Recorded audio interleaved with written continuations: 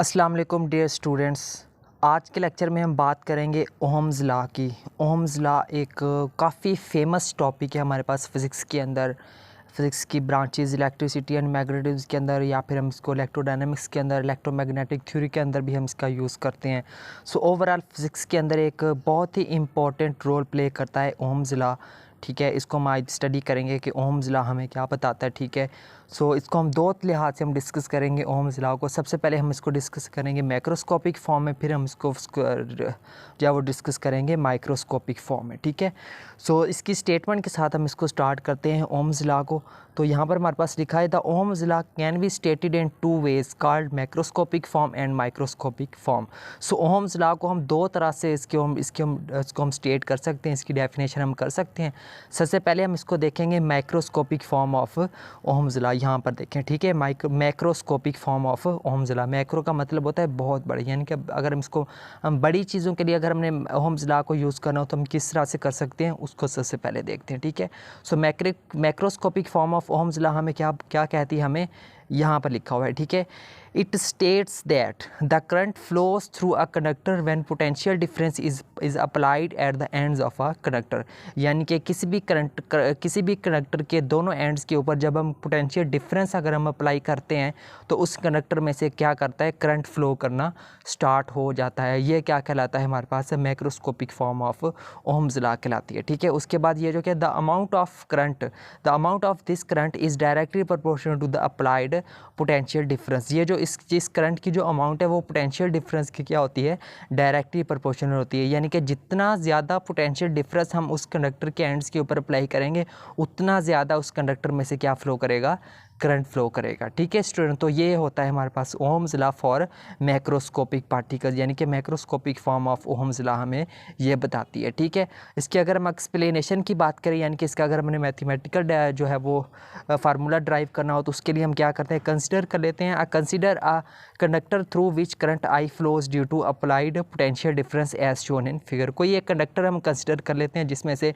Potential difference की वजह से जो है वो करंट फ्लो कर रहा है। ठीक है, वो कंडक्टर क्या है हमारे पास, ये है। ठीक है, ये हमने वहाँ पे पोटेंशियल डिफरेंस अप्लाई किया हुआ है। ठीक है, इस पोटेंशियल डिफरेंस के अप्लाई करने की वजह से यहाँ पे हमारे पास जो करंट है वो फ्लो करना हमारे पास से स्टार्ट हो गया। ठीक है, उस करंट में ये जो हमारे पास जो रेजिस्टर है ये क्या काम करता है, ये इसको रेजिस्टेंस प्रोवाइड करता है। ठीक है, इसको बाद में हम देखेंगे कि रेजिस्टेंस क्या होती है। ठीक है, सो सबसे पहले अकॉर्डिंग टू गिवन कंडीशन के मुताबिक, गिवन कंडीशन क्या है हमारे पास, पोटेंशियल डिफरेंस और करंट का आपस में रिलेशन क्या है ओहम्स लॉ के अंदर, डायरेक्टली प्रोपोर्शनल। तो यहाँ पर हम लिख सकते हैं I is directly proportional to V, या फिर हम इसको सीधा करके लिखे तो V is directly proportional to I।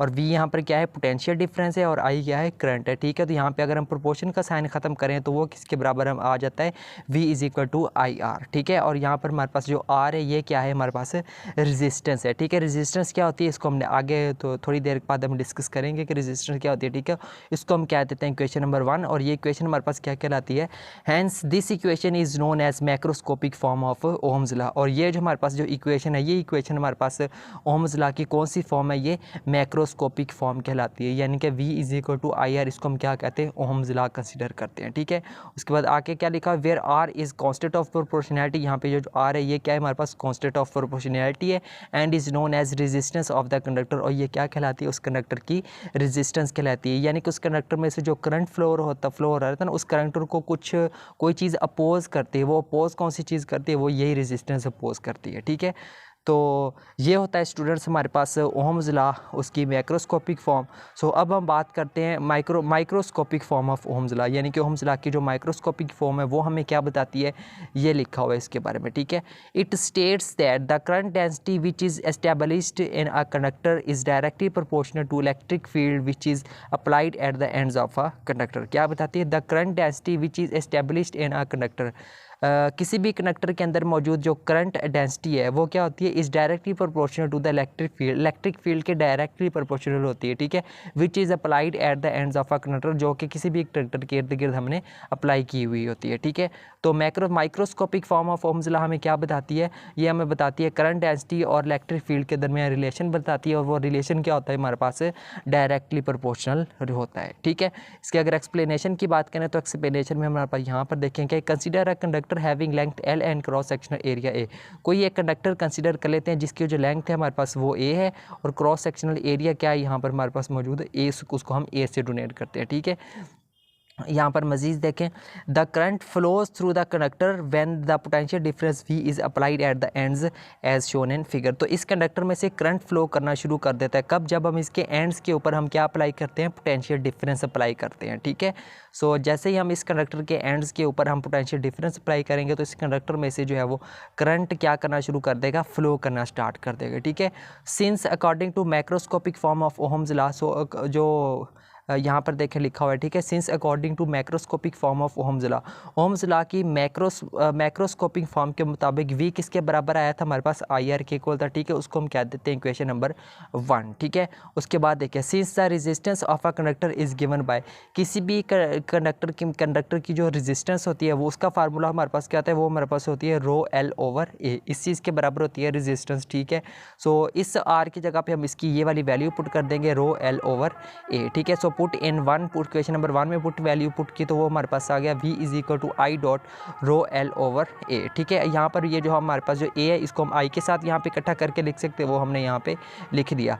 यहाँ पर देखिए हमारे पास ये क्या है, करंट पर यूनिट एरिया, और हमें पता है करंट पर यूनिट एरिया किसके बराबर होता है, j के बराबर होता है, और j क्या होती है हमारे पास करंट डेंसिटी को रिप्रेजेंट कर रहा है। तो इस फैक्टर की जगह पर इसकी ये वाली हम वैल्यू क्या लिख सकते हैं, j, तो वो हमने यहाँ पर लिख दी। ठीक है, तो यहाँ पर हमारे पास ये जो l है, ठीक है, इस साइड पर मल्टीप्लाई हो रहा है तो उधर v के साथ जाकर क्या हो जाएगा, डिवाइड आ जाएगा। ठीक है, तो यहाँ पर v ओवर एल ये किसके बराबर होता है, e के बराबर होता है। ठीक है, सो इसकी जगह पे हम क्या लिख सकते हैं, e लिख सकते हैं। ठीक है, तो वो हमने यहाँ पे इसको e लिख दिया। तो यहाँ पे e किसके बराबर है, रो g के बराबर आ रहा है। ठीक है, या फिर इसको हम इस तरह भी लिख सकते हैं, e is directly proportional to j, और यही हमारे पास क्या कहलाती है, hence this is called microscopic form of Ohm's law, और ये हमारे पास क्या है, हमारे पास ओहम्स लॉ की मैक्रोस्कोपिक फॉर्म है। ठीक है, सो मैक्रोस्कोपिक फॉर्म क्या क्या बताती है हमें, v is equal to I R, और जो माइक्रोस्कोपिक फॉर्म है वो हमारे पास क्या होती है, E is equal to rho J, या फिर E is directly proportional to J। ठीक है, अगर हम इलेक्ट्रिक फील्ड और करंट डेंसिटी की बात करेंगे देन हमारे पास ओहम्स लॉ क्या कहलाता है, ओहम्स लॉ की माइक्रोस्कोपिक फॉर्म कहलाती है। अगर हम पोटेंशियल डिफरेंस और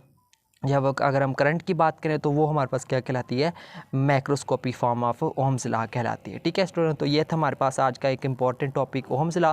इसके अंदर कुछ टर्म्स यूज़ हो रही थी, जैसे स्टार्ट में हमारे पास वो कांस्टेंट ऑफ प्रोपोर्शनैलिटी आर आया था जिसको हमने रेजिस्टेंस का नाम दिया था। ठीक है, वो क्या होती है हमारे पास, उसकी डेफिनेशन यहाँ पे देख लें। ठीक है, the measure of opposition to the flow of charges through a conductor due to collision with ionic cores of conductor is called resistance. ठीक है, ये हमारे पास यानी कि उस कंडक्टर में से उसकी आयोनिक कोर्स की वजह से, कोर्स के साथ जो कोलिजन हो रही है चार्जेस की, उसकी वजह से जो हमारे पास उस करंट के फ्लो में जो हमारे पास ऑपोजिशन क्रिएट होती है उसको हम क्या कहते हैं, रेजिस्टेंस कहते हैं। ठीक है, the SI unit of resistance is ohm. ठीक है, इस रेजिस्टेंस का जो हमारे पास जो एसआई यूनिट है वो क्या होता है हमारे पास, उसको हम कहते हैं ओम, यहाँ पे लिखा हुआ है। ठीक है, ओम।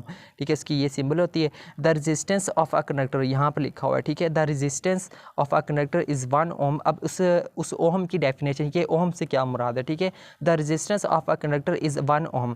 किसी भी कंडक्टर की जो रेजिस्टेंस है वो 1 ओम होती है कब, when 1 ampere current passes through a conductor due to 1 volt potential difference applied at the ends of a conductor. जब किसी भी कंडक्टर के एंड्स के ऊपर हम 1 वोल्ट यानी कि 1 वोल्ट पोटेंशियल डिफरेंस अप्लाई करते हैं, और इस 1 वोल्ट पोटेंशियल डिफरेंस की वजह से उस कंडक्टर में से जो करंट 1 एम्पेयर करंट पास होता है, तो तब हम उसको क्या, उसके रेजिस्टेंस को क्या कहते हैं, 1 ओम कहेंगे। ठीक है, तो ये हमारे पास ओम की डेफिनेशन होती है। ठीक है, इसके साथ कुछ और चीज़ें भी छोटे छोटे यहाँ पर हमारे पास यूज़ होती है, ओमिक सर्किट्स या फिर ओमिक मटीरियल्स, ये क्या होते हैं। ठीक है, सो ये उनके बारे में लिखा हुआ है। ठीक है, The materials are circuit elements which obeys Ohm's law are called ohmic materials or circuit elements। ठीक है, सो ऐसे materials या फिर ऐसा सर्किट जो ओम लॉ को ओबे करता है उसको हम कहते हैं ओमिक मटीरियल्स या फिर ओम सर्किट्स कहते हैं। ठीक है, और and the graph between current and voltage is a straight line. So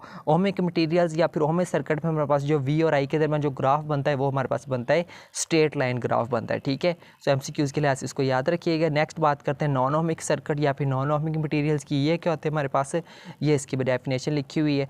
the materials are circuit elements which do not obey Ohm's law. ऐसे मटीरियल्स या फिर ऐसे सर्किट जो ओहम लॉ को ओबे नहीं करते उनको हम कहते हैं नॉन ओमिक मटीरियल्स कहते हैं या फिर नॉन ओमिक सर्किट एलिमेंट्स कहते हैं। ठीक है, the graph between current and voltage is non linear. So इस नॉन ओमिक सर्किट या फिर नॉन ओमिक मटीरियल्स में वी और आई के दरमियान जो ग्राफ बनता है वो क्या बनता है, हमारे पास नॉन लीनियर ग्राफ बनता है। ठीक है स्टूडेंट, तो ये थी कुछ एक्सप्लेनेशन इसमें छोटी स्मॉल होने वाली छोटी छोटी टर्म्स की। ठीक है, तो इनके आप स्क्रीनशॉट ले सकते हैं। सो मेन टॉपिक था हमारा यहाँ पे जो ओहम्स लॉ था, जिसको हमने पहले ही डिस्कस कर लिया था। ठीक है, बिल्कुल स्टेप वाइज, बिल्कुल नीट एंड क्लीन कैलकुलेशन हमने आपको यहाँ पे प्रोवाइड की है, साथ में उसको एक्सप्लेन भी किया है। ठीक है, उम्मीद करता हूँ कि ओहम्स लॉ अच्छे तरीके के साथ इसकी समझ आ गई होगी सारे स्टूडेंट्स को। ठीक है, तो यहाँ पर आप इनके स्क्रीनशॉट ले सकते हैं ईजिली। सो डियर स्टूडेंट्स, यही था हमारा आज का लेक्चर। मिलते हैं नेक्स्ट लेक्चर में किसी और टॉपिक के साथ, तब तक के लिए टेक केयर एंड अल्लाह हाफिज़।